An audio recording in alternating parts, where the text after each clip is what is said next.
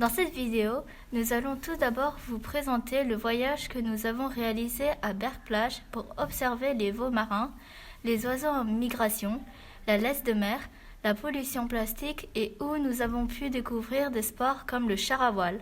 Ensuite, nous avons fait un travail en français sur les récits d'aventure, le voyage et l'océan poésie, les grands navigateurs, l'humain et la nature. Enfin, nous vous présenterons les expériences que nous avons réalisées en sciences sur la montée du niveau des mers, la pollution sonore, la surpêche, l'acidification des océans et le blanchiment des coraux, ainsi que la surconsommation de certains poissons. Nous, élèves de 5e 2 du collège Lavoisier à Paris, avons fait ce projet avec nos professeurs de français Madame Zali, d'EPS Madame Laval et de sciences Madame Bosca. Nous nous sommes investis dans ce projet. En effet, le constat actuel est inquiétant. Mais comment alerter sans alarmer ? Nous sommes motivés avec nos professeurs pour convaincre l'humanité qu'il faut sauver les océans. Nous avons pour cela écrit des textes sur un blog et réalisé des exposés pour sensibiliser le plus grand nombre. Nous ferons une fête des océans à Lavoisier en mai. L'homme et la mer. Homme libre, toujours tu chériras la mer. La mer est ton miroir, tu contemples ton âme, dans le déroulement infini de sa lame, et ton esprit n'est pas un gouffre moins amer. Tu te plais à plonger au sein de ton image, tu l'embrasses des yeux et des bras, et ton cœur se distrait quelquefois de sa propre rumeur, au bruit de cette plainte indomptable et sauvage.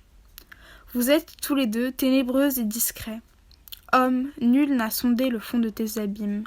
Ô mer, nul ne connaît tes richesses intimes, tant vous êtes jaloux de garder vos secrets. Et cependant, voilà des siècles innombrables que vous combattez sans pitié ni remords, tellement vous aimez le carnage et la mort, ô lutteurs éternels, ô frères implacables. Partir. Partir, aller n'importe où, vers le ciel ou vers la mer, vers la montagne ou vers la plaine.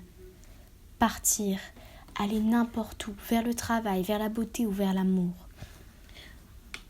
Mais que ce soit avec une âme pleine de bonté, de force et de pardon, s'habiller de courage et d'espoir et partir, malgré les matins glacés, les midis de feu, les soirs sans étoiles. Raccommoder s'il le faut nos cœurs comme des voiles troués, arrachés au mât des bateaux. Mais partir, aller n'importe où et malgré tout, mais accomplir une œuvre et que l'œuvre choisie soit belle et qu'on y mette tout son cœur et qu'on lui donne toute sa vie. Liberté. Prenez du soleil dans le creux des mains, un peu de soleil et partez au loin. Partez dans le vent, suivez votre rêve, partez à l'instant, la jeunesse est brève. Il est des chemins inconnus des hommes, il est des chemins si aériens. Ne regrettez pas ce que vous quittez. Regardez, là-bas, l'horizon brille. Loin, toujours plus loin. Partez en chantant, le monde appartient à ceux qui n'ont rien.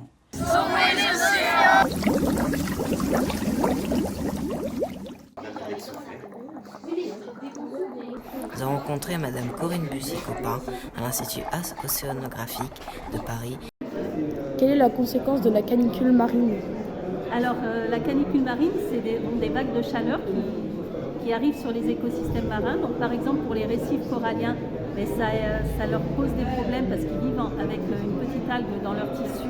Et quand il fait trop chaud, cette algue s'en va, donc les coraux blanchissent, ils perdent leur couleur. Et comme ils ont...